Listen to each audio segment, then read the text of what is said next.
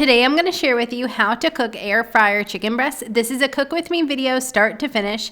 So the first thing you need to do is preheat the air fryer to 375 degrees and pound chicken breast flat to the same thickness with a meat mallet. You could do this on a cutting board with a layer of plastic wrap between the chicken breast and a mallet so it doesn't get everywhere. And then the next thing you need to do is get a small bowl and mix together the chicken breast seasonings. I suggest using salt, garlic powder, and black pepper, but you could use whatever your favorite seasoning blend or rub is, and then just drizzle some olive oil all over the chicken and season both sides of the chicken breast with the seasoning blend.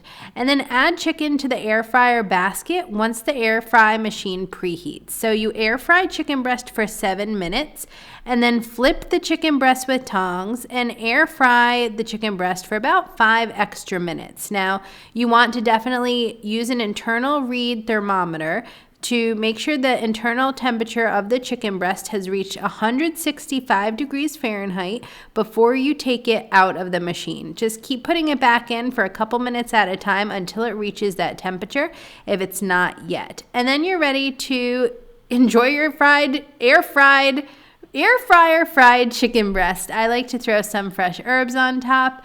You could also look up one of my delicious sauces at sipbitego, and also at sipbitego.com you can get this full printable recipe for air fryer chicken breast. Well, until next time, I hope you have a wonderful and delicious day. Cheers!